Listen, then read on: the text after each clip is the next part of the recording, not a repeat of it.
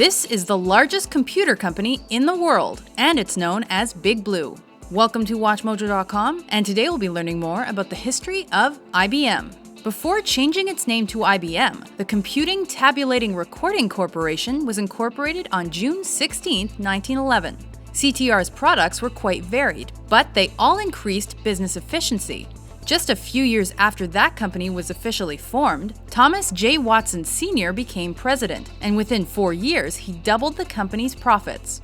Watson's appointment also resulted in a shift in policies at the company. In fact, IBM is credited with a number of changes that have indelibly influenced the American workforce. It was among the first companies to hire disabled workers, and it created an employee training program early on. IBM also instituted the 40-hour work week and introduced group life insurance to its workers. It was also early in its acceptance of equal opportunity employment.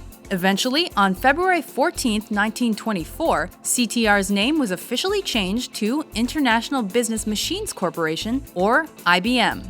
In the company's early days, it achieved success for perfecting punch card technology, as well as a number of other innovations. IBM and Watson remained bullish throughout the Great Depression. In 1935, that gamble paid off when the company was awarded what was called the biggest accounting operation of all time by the U.S. government when it passed the Social Security Act. IBM was then put in charge of tracking employment records for 26 million American workers.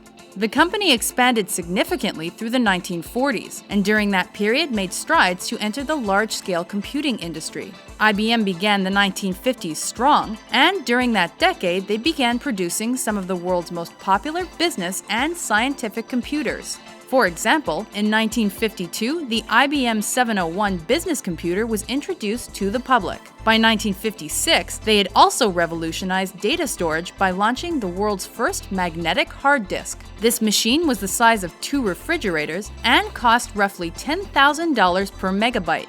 Amid these great strides, the company lost one of its founding fathers. Thomas J. Watson Sr. passed away on June 19, 1956. Control of the company was then passed to his son, Thomas J. Watson Jr.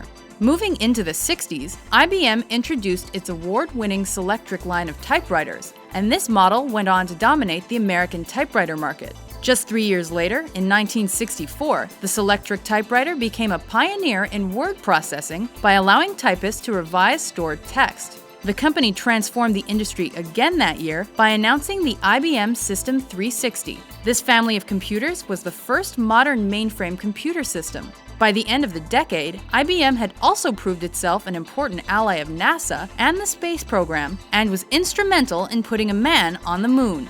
IBM also began changing the face of retail. In 1969, they introduced the magnetic strips found on credit cards, and within 2 years, this became the standard across the world. They further influenced retail by perfecting the technology that allowed stores to read UPC codes. IBM introduced a magnetic storage system called the Floppy Disk in 1971. 10 years later, the company announced the IBM Personal Computer, and this caused another revolution in the business world. In fact, in 1982, Time magazine named the personal computer the Person of the Year. IBM went through some tough times through the late 80s and into the 90s due to changing trends in business computing. However, one positive event during this period was the invention of Deep Blue. This supercomputer defeated the world champion chess player and foreshadowed another triumph for the company.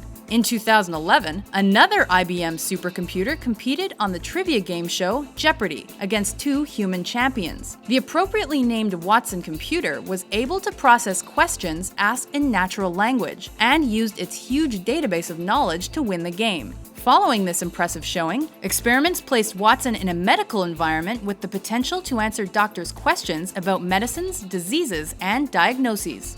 IBM continues to advance the computer industry and will surely contribute a number of valuable discoveries over its next 100 years.